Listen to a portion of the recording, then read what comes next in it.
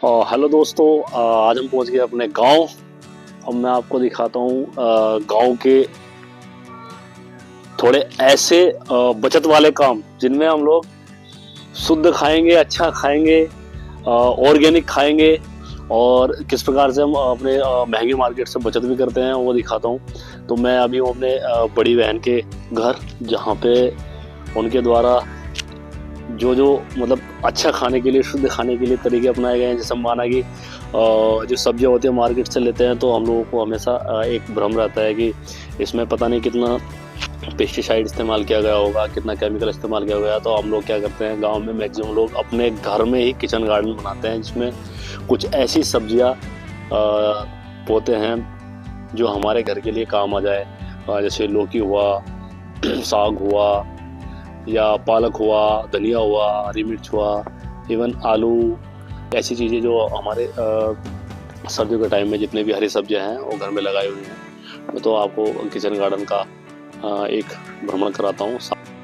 सबसे पहले लेके चलते हैं हम अपने पशुओं के पास। हमने पाली हुई हैं 2 भैंस और 1 गाय और 1 भैंस का बच्चा। ये हमारी दोनों भैंस हैं, जिनसे हमें लगभग 24 लीटर दूध मिलता है। और हम लोग क्या करते हैं, उस दूध को कुछ लगभग 5 से 7 लीटर अपने पीने के लिए, घी बनाने के लिए, दही बनाने के लिए इस्तेमाल करते हैं और बाकी बेच देते हैं। ये इसका बच्चा और ये हमारी गाय है। और आप लोग जानते हैं गाय को पालना पुण्य होता है, और हमारे घर में गाय हमेशा पलती है। और हमारी भैंस है, हालांकि अभी सुबह सुबह का टाइम है तो हमारे भैंस को नहलाया नहीं है, नहीं तो बहुत साफ रहती है। और ये इनके रहने की जगह है, जहाँ पे हमने जो गन्ने की पत्ती को डाल के इनके रहने के लिए जगह बनाई हुई है। साइड में ही बनाया हुआ है हमने स्टोर, जिसमें इनका भूसा, सूखा चारा और ये पराल की कुट्टी है, जिसको हमने यहाँ पे स्टोर किया हुआ है। इस चारे को हम इमरजेंसी के रूप में इस्तेमाल करते हैं, जब हरा चारा कम होता है, हरा चारा उपलब्ध नहीं होता, तब इसके साथ हम खल, चोकर आदि लगाकर पशुओं को खिलाने के काम में लाते हैं। तो एक प्रकार से ये पशुओं का मील रेडी टू ईट हो जाता है। ये खल चोकर रखा है पास में, ये पशुओं को खिलाने के लिए। चलो फिर वापस चलते हैं। ये पशुओं के रहने की जगह और ये हमारी भैंस।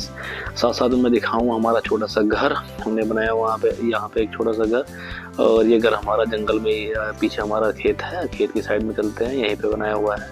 और पास में ही हमने किचन गार्डन बनाया हुआ है। किचन गार्डन हम अभी बाद में दिखाते हैं, पहले दिखाते हैं हम अपना आम का बाग। ये हमारा एक छोटा सा आम का बाग पहले बड़ा हुआ करता था, फिर पता नहीं क्या बीमारी लगी इसके कुछ पेड़ों में जो खराब हो गए हैं। तो इसमें अब लगभग 15 से 18 पेड़ हमारे पास अभी भी हैं जगह जगह पे।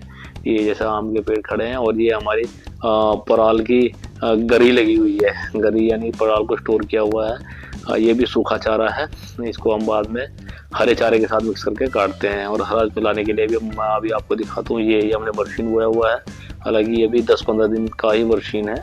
तो अब इसको हम मिक्स करके काटते सूखे चारे में पशुओं को खिलाते हैं।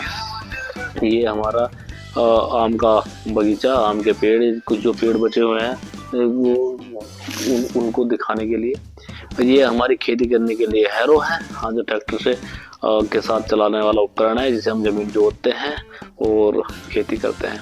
साथ में ये है हमारा बाजरे का खेत, जो बरसात में बहुत अच्छी पैदावार देता है और इस बार भी दी है। अभी सर्दियों आने पर ये थोड़ा सा कम उपज करने लगता है, लेकिन ये 12 महीने चलता है। वैसे ये हमारा नींबू का पेड़, इसमें 12 महीने नींबू आते हैं। तो नींबू से हम घर में जो नींबू की जरूरत है वो पूरा करते हैं। ये हमारी घर की पिछली दीवार है, ये पिछला गेट है जो हमारे खेत की ओर जा रहा है।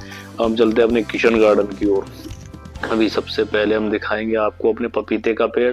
इसमें 12 महीने पपीते लगे रहते हैं। देखो, हम इसमें हरे पपीते की सब्जी खाने के लिए या फिर पपीता पका कर खाने के लिए इस्तेमाल करते हैं।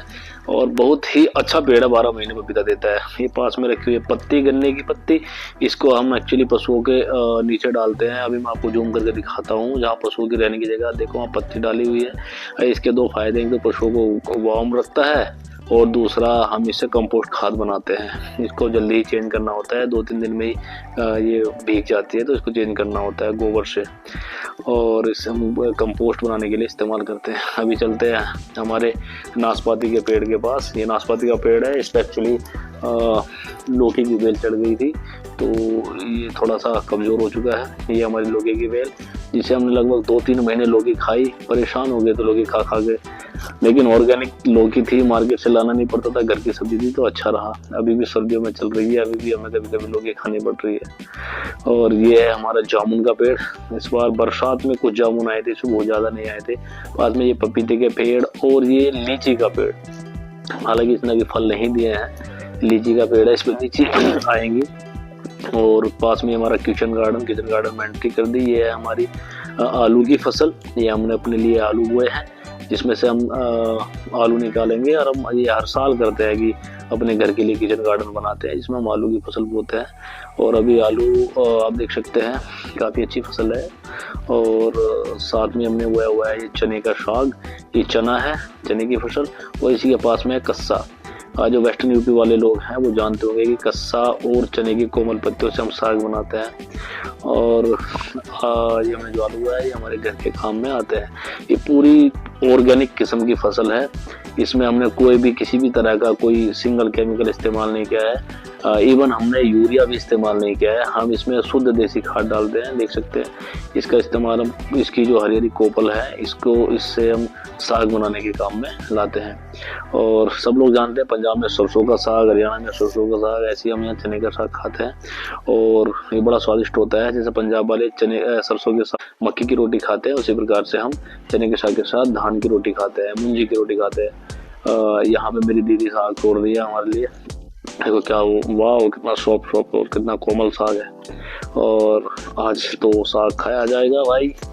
और देखो फसल भी काफ़ी अच्छी है, छोटी छोटी क्यारियों को बड़ा बेहतर तरीके से बनाया है। ये पालक की है और ये धनिया है। धनिया थोड़ा कमज़ोर है और पालक को भी कल या परसों काटा गया था, तो बहुत बेहतर नहीं दिखाई दे रहा है। और एक बार बता दूं कि ये जो हमारी आलू की फसल है, इसके बीच बीच में हमने कहीं कहीं पे मूली और गाजर के बीज डाले थे। तो ये देखो, ये मूली के पौधे हैं। साथ में गोभी भी लगाई थी साइड में, लेकिन एक गाय का बच्चा आके वो गोभी खा गया हमारी, बाकी हमारे आलू छोड़ दिए हैं। तो ये बेहतर सा एक हमने किचन गार्डन तैयार किया हुआ है। और ये हमेशा करते हैं हम, सालाना हम ऐसे किचन गार्डन तैयार करते हैं। सर्दियों में ताजी से ताजी सब्जी खाने के लिए, और बरसात में भी करते हैं। लेकिन बरसात तो फिर आपने देखा कि किस प्रकार से मतलब एक बहुत बेहतर तरीके से किचन गार्डन दीदी ने यहाँ पे तैयार करके रखा हुआ है। और ये इस साल की बात नहीं है, हमेशा ही किचन गार्डन तैयार रहता है। और इसमें क्या है, अपने ज़रूरत की जितनी सब्जी होती है और ताज़ी सब्जी जब ज़रूरत होती है तोड़ो और बनाओ। और थोड़ी मेहनत भी करनी पड़ती है ऑर्गेनिक खाने के लिए, शुद्ध दूध पीने के लिए। कोई शिकायत का मौका नहीं कि दूध में मिलावट है, कोई शिकायत का मौका नहीं कि सब्जियों में पेस्टिसाइड का इस्तेमाल किया गया है या केमिकल का इस्तेमाल किया गया है। खुद खाना है तो बेहतर करना ही होगा। तो आप देख सकते हैं गांव की एक लाइफ। ये तो सिर्फ मैंने अपनी सिस्टर का जो ऑर्गेनाइज तरीके से एक किचन गार्डन और जो अपना रहन सहन अपना पशु का जो किया गया है वो दिखाया है। और ऐसे ही मैक्सिमम लोग जितने अपने स्वास्थ्य के प्रति या अपने काम के प्रति जागरूक हैं, वो लोग इसी प्रकार की अपने खेती और अपने किचन गार्डन और अपने पशुपालन को, अपने घर को इसी प्रकार से मेंटेन करके रखते हैं। और उम्मीद है आप लोगों को पसंद आया होगा। पसंद आया तो लाइक करें, सब्सक्राइब करें और आगे लोगों को शेयर भी करें। Thank you.